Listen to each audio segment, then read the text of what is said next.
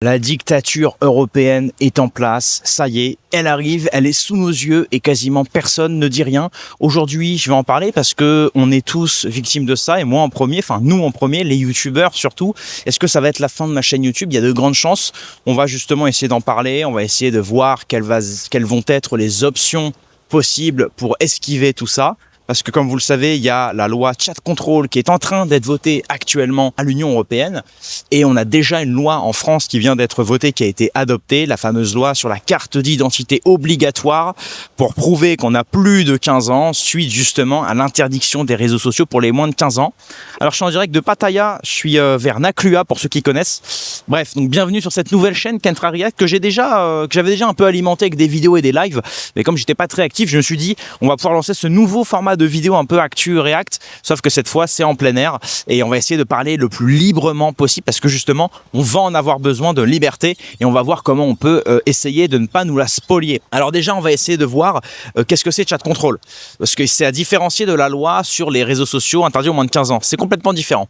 Donc Chat Control, à la base, c'est un ensemble de règles que l'UE a mis en place pour détecter le matériel d'abus sur mineurs. Donc, c'est la fameuse loi, vous savez, Brigitte Macron en avait parlé elle-même, où elle avait dit qu'elle était victime de harcèlement, que c'était dur à vivre, etc. Et que pour protéger les enfants qui vivent ça, elle a pris son exemple en disant, bah voilà, il faudrait peut-être viser à interdire les réseaux sociaux.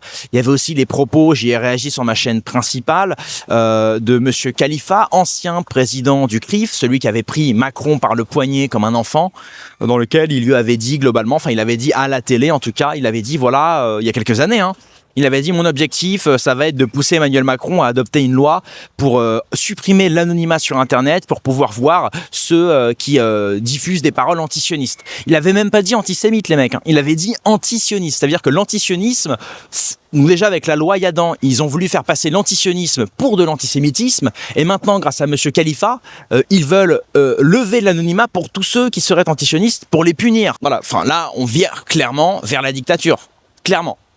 Dezio, nous qui mettions à chaque fois, qui rigolions en fait de la censure chinoise, notamment la surveillance de masse, ou simplement de ce que faisait la Russie, même au niveau des élections, où certains estimaient que Poutine éliminait ses opposants, bah aujourd'hui en fait on n'a plus de leçons à donner. Quand en Europe, en Union européenne, notamment en France, on veut interdire les réseaux sociaux pour les moins de 15 ans, alors que c'est facilement contournable, et qu'en plus de ça, on veut imposer la carte d'identité pour tous les réseaux sociaux, je ne sais pas si vous vous rendez compte, on vire littéralement dans un état totalitaire. Donc le Chat Control 1.0, lui, il a été voté. Donc apparemment, il n'y aurait pas forcément d'obligation. Les messages chiffrés de bout en bout sont exclus. Ça veut dire que WhatsApp, Signal, ils ne pourraient pas avoir accès à nos messages. Par contre, ils pourraient avoir accès à notre messagerie, notre boîte mail, par exemple. Donc tous les échanges par mail seront retenus, évidemment, par l'Union européenne. Les messages sur les plateformes telles que Facebook, Instagram, Snapchat, tout ça rentre en vigueur aussi. Tous vos commentaires que vous mettez sur YouTube, il suffit qu'un mec en commentaire ait mis super Kentra, bravo pour ta vidéo, je suis à fond antisioniste. Demain, ils pourront savoir qui est derrière ce compte. Rendez-vous compte. C'est assez dingue. Et là maintenant, il y a Chat Control 2.0. Donc de base, c'était soi-disant pour pour la protection des mineurs. Écoutez bien. Le 2.0, là par contre, c'est une proposition de règlement plus stricte. Viserait des obligations de détection, d'évaluation des risques et d'ordre de détection par les autorités. Donc, ordre de détection par les autorités, qu'est-ce que ça veut dire? En fait, il y aurait des mots-clés qui alarmeraient certaines IA, qui ensuite regarderait le profil du compte qui a posté des messages, comme je vous l'ai dit, si tu mets le mot antisioniste, si tu mets le mot peu importe, enfin des mots qui plaisent pas en fait au pouvoir, si tu critiques Macron par exemple, ils pourront savoir qui est derrière le compte et estimer s'ils doivent ou non te punir. Par exemple, t'interdire les réseaux sociaux. On en est là.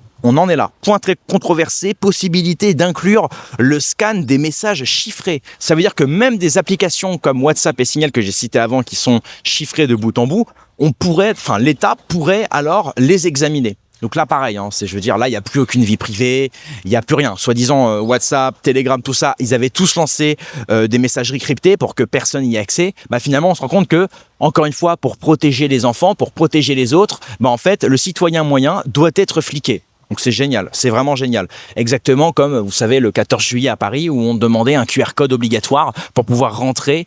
Enfin, c'est complètement lunaire, quoi. Les Français eux-mêmes ne peuvent plus rentrer dans des territoires qui leur appartiennent. C'est dire. Hein. Donc la question maintenant, c'est quel avenir pour nous, les youtubeurs? Alors vous le savez, hein, cette loi qui a été votée, notamment par rapport à la loi des moins de 15 ans, elle a été votée en majorité, elle a été proposée par une personne du gouvernement de Macron, enfin du parti d'Emmanuel Macron.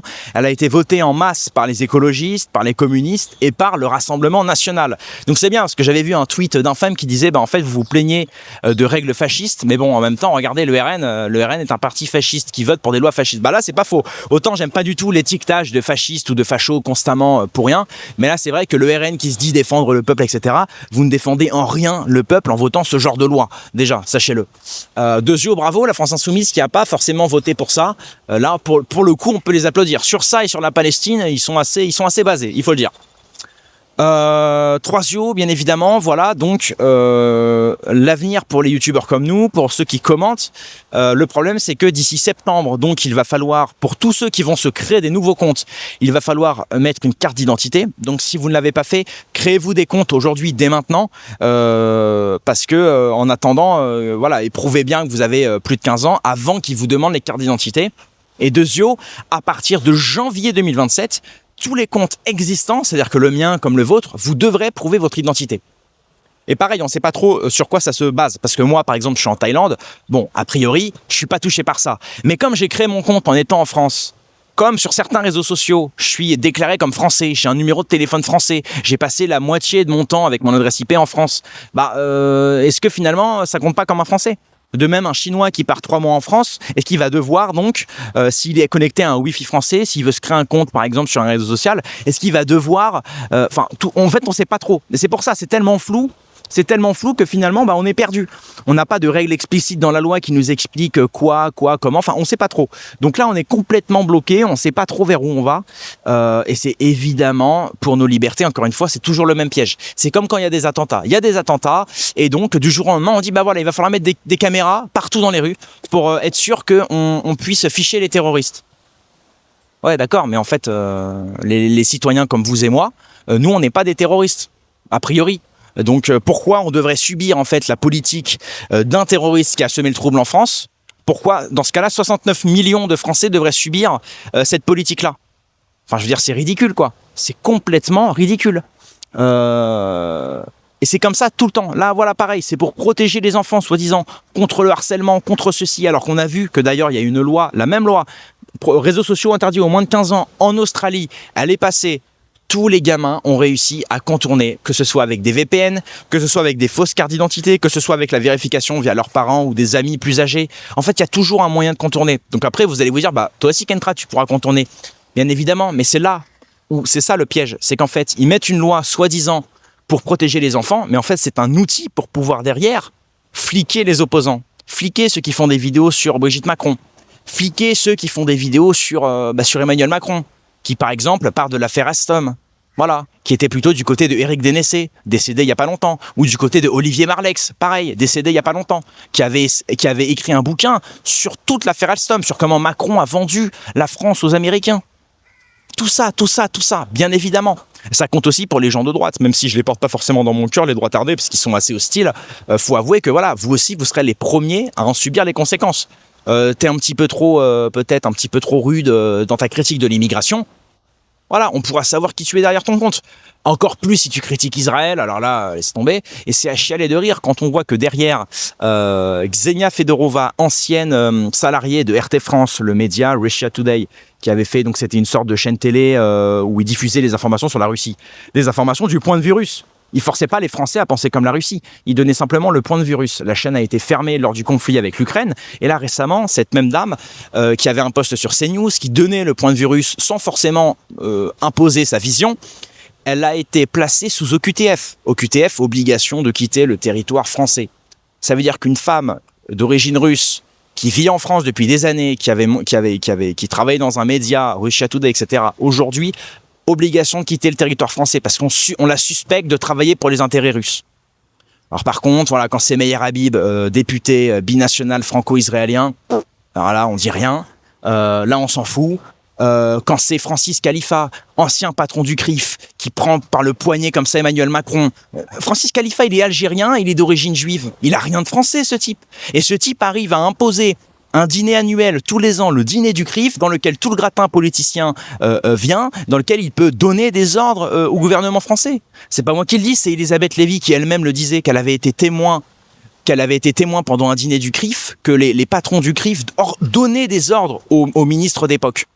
Faudrait retrouver la date, l'année dans laquelle la vidéo d'Elisabeth Lévy disait ça, mais c'est quand même dingue. Donc on dirait que c'est une justice à double vitesse. C'est-à-dire que quand c'est les méchants russes, ah bah là, oh là là, attention, là faut prendre toutes les pincettes possibles. On te suspecte. Même moi j'ai fait un micro-trottoir sur l'Ukraine-Russie où j'ai taquiné ceux qui étaient pro-Ukraine. Ben ça se trouve, à partir de demain, j'aurai une obligation de quitter le territoire français. Bon, bien que je suis pas en France, donc voilà, mais quand même, je suis encore résident français a priori. Donc, en fait, on bascule littéralement dans tous les régimes qu'on vilipendait avant. On vilipendait la Chine en disant surveillance de masse, parti communiste unique au pouvoir, etc. Ils ne donnent pas la parole aux opposants.